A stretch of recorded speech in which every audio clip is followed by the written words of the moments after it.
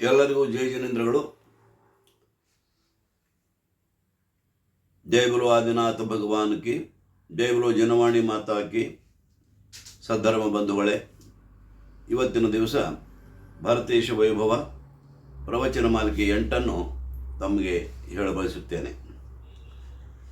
ಭರತ ಚಕ್ರವರ್ತಿಯು ದಿಗ್ವಿಜಯ ಮುಗಿಸಿಕೊಂಡು ಅಯೋಧ್ಯೆಗೆ ಮರಳಿದನು. ಪುರಪ್ರವೇಶ ಮಾಡಬೇಕೆಂದರೆ ಚಕ್ರರತ್ನವು ಪುರದ ಮಹಾದ್ವಾರ ಪ್ರವೇಶಿಸದೆ ನಿಂತುಕೊಂಡಿತು. ಎಲ್ಲರಿಗೂ ಆಶ್ಚರ್ಯವಾಯಿತು. ಪುರೋಹಿತರನ್ನು ವಿಚಾರಿಸಲಾಗಿ, ಪ್ರಭು, ಇಲ್ಲಿ ತಮಗೆ ವಿರೋಧಿಗಳು ಇರಬಹುದು. ಅವರು ಬಂದು ತಮಗೆ ಶರಣಾಗತರಾದರೆ ಚಕ್ರರತ್ನವು ಪುರಪ್ರವೇಶ ಮಾಡುತ್ತದೆ ಎಂದು ಹೇಳಿದರು. ಆಗ ಭರತ ಚಕ್ರವರ್ತಿಯು ವಿಚಾರ ಮಾಡತೊಡಗಿದನು. ಭರತೇಶನ 101 ಸಹೋದರರೇ ಇದ್ದಾರೆ, ಬೇರೆ ಯಾರೂ ಇಲ್ಲವೆಂದು ತಿಳಿದು ಬಂತು. ಕೂಡಲೇ ಭರತೇಶನು ಎಲ್ಲ ಸಹೋದರರಿಗೂ ಒಂದೊಂದು ಶರಣಾಗಲು ಪತ್ರ ಕಳಿಸಿದನು. ಭರತ ಚಕ್ರೇಶನ ಪತ್ರ ಓದಿ 100 ಜನ ಸಹೋದರರು ತಕ್ಷಣ ವಿಚಾರ ಮಾಡಿ, ತಂದೆ ಕೊಟ್ಟ ರಾಜ್ಯದಲ್ಲಿ ನಾವು ಇದ್ದೇವೆ, ನಮ್ಮ ಮೇಲೆ ಭರತೇಶನ ಕಣ್ಣು ಏಕೆ ಬಿತ್ತು? ಅವನನ್ನು ಎದುರಿಸುವಷ್ಟು ನಾವು ಸಮರ್ಥರಲ್ಲ, ಈ ರಾಜ್ಯದ ಗೊಡವೆ ಬೇಡ ನಮಗೆ ಎಂದು ನಿರ್ಧರಿಸಿ ಎಲ್ಲರೂ ರಾಜ್ಯವನ್ನೆಲ್ಲ ತೊರೆದು ಆದಿನಾಥ ಜನೇಂದ್ರ ಬಳಿಗೆ ಹೋಗಿ ದೀಕ್ಷೆಯನ್ನು ಸ್ವೀಕರಿಸಿಬಿಟ್ಟರು. ಆದರೆ ಬಾಹುಬಲಿ ಮಾತ್ರ ಶಠದ ನಿಂತನು. ಭರತೇಶನ ಚಕ್ರವರ್ತಿತ್ವಕ್ಕೆ ಬಾಗುವುದಿಲ್ಲ ಎಂದನು. ಬಾಹುಬಲಿಗೆ ಸಮಾಧಾನ ಮಾಡಲು ಬಂದ ದಕ್ಷಿಣೇಶನಿಗೆ ಹೇಳುತ್ತಾನೆ ಭರತ ಚಕ್ರವರ್ತಿ, ದಕ್ಷಿಣೇಶನೇ ಕೇಳು, ಅಣ್ಣನಾಗಿ ಕರೆದರೆ ಬಂದು ಕಾಲಿಗೆ ಎರಗುತ್ತೇನೆ, ಆದರೆ ಚಕ್ರವರ್ತಿಯಾಗಿ ಕರೆದರೆ ನಾನು ಬರುವುದಿಲ್ಲ. ಅವನ ಚಕ್ರವರ್ತಿತ್ವಕ್ಕೆ ತಲೆಬಾಗಿಸುವುದಲ್ಲ ನಾನು. ತಂದೆ ವೃಷಭನಾಥರು ಕೊಟ್ಟ ಭೂಮಿಯಲ್ಲಿ ನಾನು ರಾಜ್ಯವಾಳುತ್ತಿದ್ದೇನೆ, ಇದರಲ್ಲಿ ಭರತನಿಗೆ ಕಣ್ಣು ಬಿತ್ತು ಎಂದು ಖಾರವಾಗಿ ಮಾತುಗಳನ್ನು ಆಡಿಸಿ ಕಳಿಸುತ್ತಾನೆ. ಯಾರು ಹೇಳಿದರೂ ಬಾಹುಬಲಿಯು ಒಡಂಬಡಲಿಲ್ಲ. ಇದನ್ನು ಕೇಳಿ ಭರತೇಶನಿಗೆ ಬಹಳ ಚಿಂತೆಯಾಯಿತು. ತಮ್ಮನ ಮೇಲೆ ಕೈ ಮಾಡುವ ಪ್ರಸಂಗ ಬಂತಲ್ಲ ಎಂದು ಖೇದಪಟ್ಟನು. ಭರತ ಬಾಹುಬಲಿ ಅನಿವಾರ್ಯವಾಗಿ ಯುದ್ಧಕ್ಕೆ ಸಿದ್ಧರಾದರು. ಇವರಿಬ್ಬರ ಮಂತ್ರಿಗಳಿಗೆ ಚಿಂತೆಯಾಯಿತು. ಭರತ ಬಾಹುಬಲಿ ಇಬ್ಬರೂ ಚರ್ಮದೇಹಿಗಳಿದ್ದಾರೆ, ಅಂದರೆ ಇದೇ ಭಾವದಲ್ಲಿ ಅವರು ಮೋಕ್ಷಕ್ಕೆ ಹೋಗುವರಿದ್ದಾರೆ. ಇವರಿಬ್ಬರಿಗೂ ಯಾರೂ ಏನೂ ಮಾಡುವುದಾಗುವುದಿಲ್ಲ. ವ್ಯರ್ಥವಾಗಿ ಸೈನಿಕರು ಸಾಯುತ್ತಾರೆ, ಜನರು ಸಾಯುತ್ತಾರೆ ಎಂದು ತಿಳಿದು ಇಬ್ಬರಲ್ಲಿಯೇ ಯುದ್ಧ, ದೃಷ್ಟಿಯುದ್ಧ, ಜಲಯುದ್ಧ, ಮಲ್ಲಯುದ್ಧಗಳಾಗಲಿ ಎಂದು ಅವರಿಗೆ ಸಮಜಾಯಿಸಿ ತಿಳಿಸಿ ಹೇಳಿದರು. ಕೊನೆಗೆ ಇಬ್ಬರು ಒಪ್ಪಿಕೊಂಡರು. ಮರುದಿವಸ ಯುದ್ಧ ಭೂಮಿಯಲ್ಲಿ ಭರತ ಹಾಗೂ ಬಾಹುಬಲಿ ಇಬ್ಬರು ಬಂದು ನಿಂತರು. ಜನರಿಗೆಲ್ಲ ಬಹಳ ಆಶ್ಚರ್ಯವಾಯಿತು. ಇಬ್ಬರು ಒಬ್ಬರಿಗೊಬ್ಬರು ನೇರ ದೃಷ್ಟಿಯಿಂದ ನೋಡತೊಡಗಿದರು. ಕೊನೆಗೆ ಆಗ ಭರತೇಶನೇ ತಮ್ಮನನ್ನು ಉದ್ದೇಶಿಸಿ, ಅಣ್ಣಯ್ಯ, ನಾವಿಬ್ಬರೂ ಒಡ ಹುಟ್ಟಿದವರು, ಮೇಲಾಗಿ ಆದಿಜನೇಶನ ಪುತ್ರರು, ನಮ್ಮ ತಂದೆ ತ್ರಿಲೋಕ ಪೂಜ್ಯ ತೀರ್ಥಂಕರರಾಗಿದ್ದಾರೆ. ಅವರ ಮಕ್ಕಳಾದ ನಮ್ಮಲ್ಲಿ ದ್ವೇಷಕ್ಕೆ ಯಾವ ಕಾರಣವೂ ಇಲ್ಲ. ನಾನು ಅಂತಹ ಮಹಾ ಅಪರಾಧವೇನೂ ಮಾಡಿಲ್ಲ. ನನ್ನ ಮೇಲೆ ನಿನಗೇಕಿಷ್ಟು ಕೋಪ? ನಾನು ನಿನ್ನಿಂದ ಯಾವುದೇ ರೀತಿಯ ತೆರಿಗೆ ಬೇಡಿಲ್ಲ, ಅಚಾತುರ್ಯವಾಗಿ ಏನೂ ಮಾತನಾಡಿಲ್ಲ. ನಮ್ಮಿಬ್ಬರ ಈ ಜಗಳ ಜಗತ್ತಿಗೆ ಆಶ್ಚರ್ಯಕರವಾಗಿದೆ. ನಿನಗೆ ಹೆದರಿ ಹೀಗೆ ಹೇಳುತ್ತೇನೆಂದು ಭಾವಿಸಬೇಡ. ನಿನಗೆ ಬುದ್ಧಿ ಕಲಿಸುವ ಮೊದಲು ಧರ್ಮೋಪದೇಶ ನೀಡಬೇಕೆಂದು ಹೇಳುತ್ತಿದ್ದೇನೆ. ಈಗ ನಮ್ಮಲ್ಲಿ ಯುದ್ಧ ಬೇಡ. ಯುದ್ಧ ಮಾಡಿ ಗೆದ್ದು ಮಾಡೋದೇನು? ನಾನೇ ಸೋತಿನೆಂದು ತಿಳಿದುಕೋ. ನನ್ನ ಬಗ್ಗೆ ಅಣ್ಣನೆಂಬ ಭಾವನೆ ನಿನಗೆ ಇರಲಿಕ್ಕಿಲ್ಲ, ಆದರೆ ನನಗೆ ಮಾತ್ರ ನಿನ್ನ ಬಗ್ಗೆ ತಮ್ಮನೆಂಬ ಭಾವನೆ ಇದೆ. ನೀನೇ ಚಕ್ರವರ್ತಿಯಾಗು.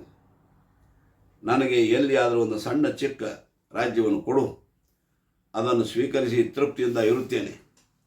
ತಮ್ಮ, ಯುದ್ಧ ಬೇಡ, ನನ್ನ ಮಾತು ಕೇಳು ಎಂದು ಕಣ್ಣೀರು ಸುರಿಸುತ್ತಾ ಭರತ ಚಕ್ರವರ್ತಿ ಕೈ ಮುಗಿದು ಪರಿಪರಿಯಾಗಿ ಹೇಳಿದರೂ ಸಹಿತ ಬಾಹುಬಲಿಯು ಒಪ್ಪಲಿಲ್ಲ.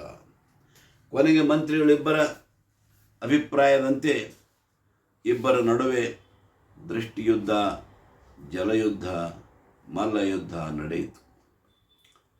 ಮೂರರಲ್ಲೂ ಬಾಹುಬಲಿಯೇ ಗೆದ್ದನು.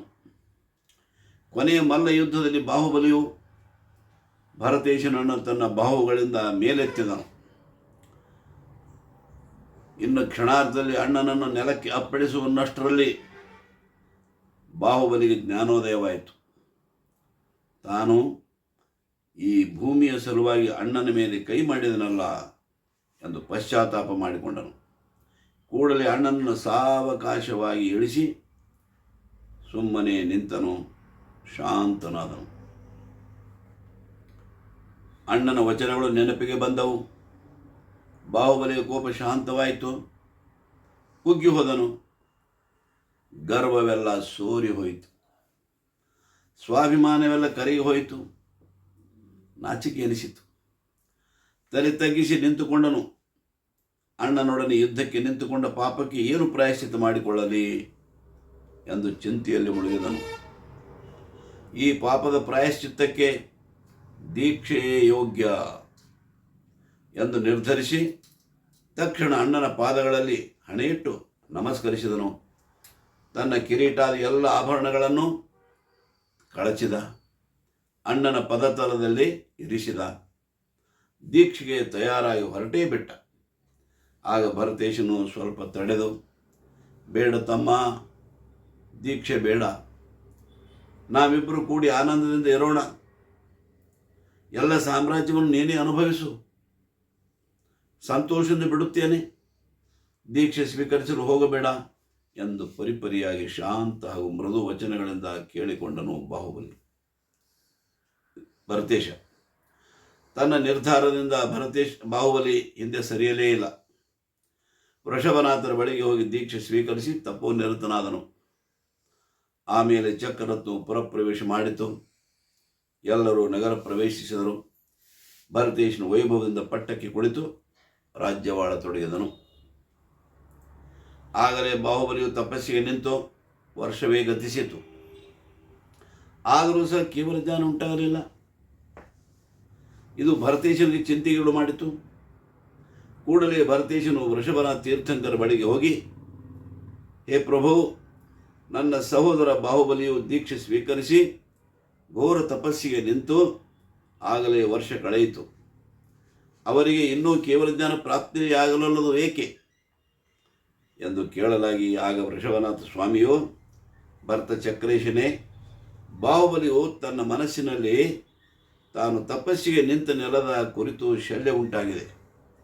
ನೀನು ಹೋಗಿ ವಿನಂತಿಸಿಕೊಂಡು ಆ ಶಲ್ಯ ನಿವಾರಿಸು ಎಂದು ಆದಿನಾಥ ತೀರ್ಥಂಕರು ಭರತೇಶನಿಗೆ ಹೇಳುತ್ತಾರೆ. ಕೂಡಲೇ ಭರತ ಚಕ್ರವರ್ತಿಯು ಬಾಹುಬಲಿ ಸ್ವಾಮಿಯ ಬಳಿಗೆ ಬಂದು ನೋಡಲಾಗಿ ಬಾಹುಬಲಿಯ ಮೈ ಮೇಲೆ ಹುತ್ತ ಬೆಳೆದು ಹಾವುಗಳು ಹರಿದಾಡತೊಡಗಿದ್ದವು. ಮಾಧವಿ ಬಳ್ಳಿಯು ಮೈ ತುಂಬ ಹಬ್ಬಿತ್ತು. ಆಗ ಭರತೇಶನು, ಸ್ವಾಮಿ, ನಮೋಸ್ತು ನಮೋಸ್ತು ನಮೋಸ್ತು. ತಾವು ನಿಂತ ನೆಲ ಅನಾದಿ ನಿಧನವಿದೆ. ನನ್ನದು ಅಲ್ಲ, ಯಾರದು ಅಲ್ಲ, ಸ್ವತಂತ್ರವಿದೆ ಎಂದು ಹೇಳಿ ಸಂಶಯ ನಿವಾರಿಸಿದನು. ಇದನ್ನು ಕೇಳಿದವರೇ ಬಾಹುಬಲಿಯ ತಕ್ಷಣ ಬಾಹುಬಲಿ ಸ್ವಾಮಿಯು ಘಾತಿ ಕರ್ಮಗಳನ್ನು ನಾಶಗೊಳಿಸಿದರು. ಕೇವಲ ಜ್ಞಾನವು ಪ್ರಕಟವಾಯಿತು.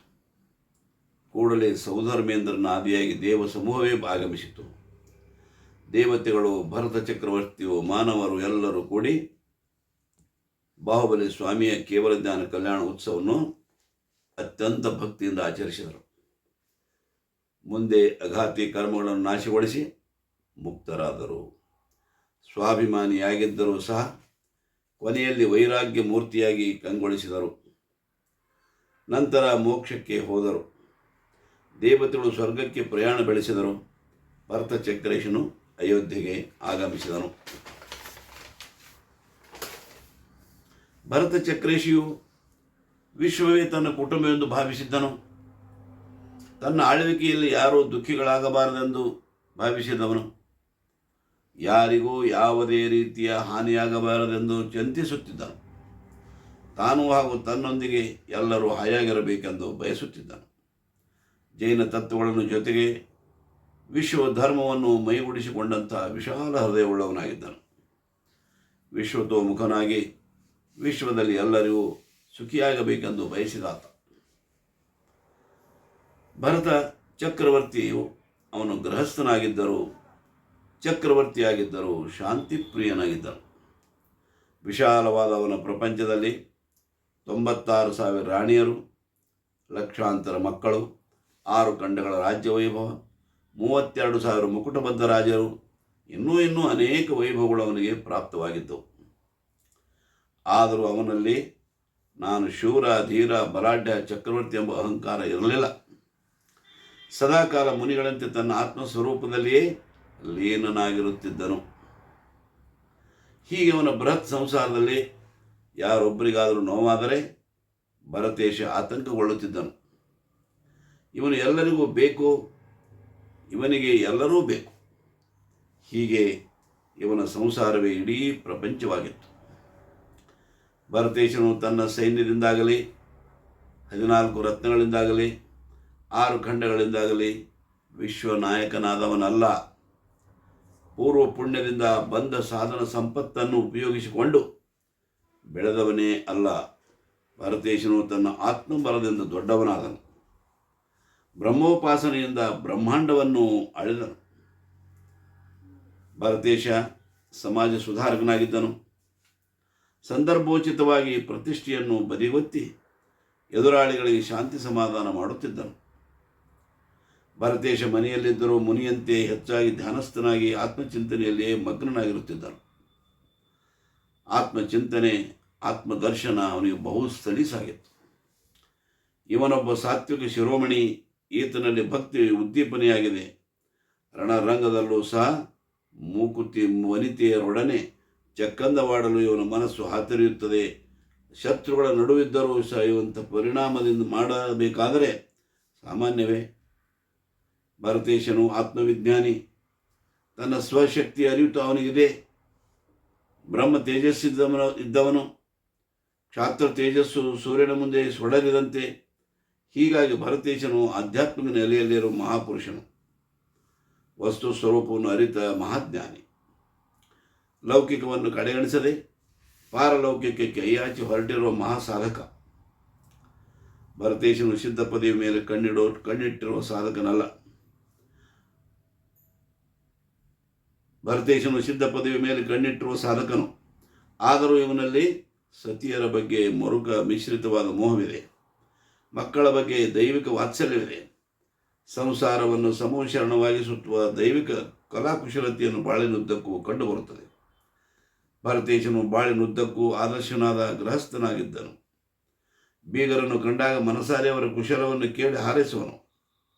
ತಾನು ಚಕ್ರವರ್ತಿ ಎಂಬ ಬಿಗುಮಾನಕ್ಕೆ ಬೀಳದೆ ಮಾನವೀಯತೆಯ ದಯಾದಾಕ್ಷಿಣ್ಯದ ಸಂಸ್ಕೃತಿಯ ಸಾಮ್ರಾಟನಾಗಿ ರಾರಾಜಿಸುವನು. ನನ್ನವರು ತನ್ನವರೆಂದು ಅಂತಃಕರಣ ಮಿಡಿಯುತ್ತಿತ್ತು. ಬಾಳಿನುದ್ದಕ್ಕೂ ನಡೆದಿರುವ ಮಹಾನುಭಾವ ಅವನು. ಭರತೇಶನನ್ನು ಎಷ್ಟು ವರ್ಣಿಸಿದರೂ ಕವಿಗೆ ಸಾಕೆನಿಸಲಿಲ್ಲ. ಒಟ್ಟಿನ ಮೇಲೆ ಭರತೇಶನು ಒಬ್ಬ ಆದರ್ಶ ಅನುಕರಣೀಯ ಗೃಹಸ್ಥನಾಗಿದ್ದನು. ಮುಂದಿನ ವಿಷಯ ಮತ್ತೆ ನಾಳಿನ ಪ್ರವಚನ ಮಾಲಿಕೆಯಲ್ಲಿ ಮಾತನಾಡೋಣ. ಎಲ್ಲರಿಗೂ ಜೈ ಜಿನೇಂದ್ರಗಳು.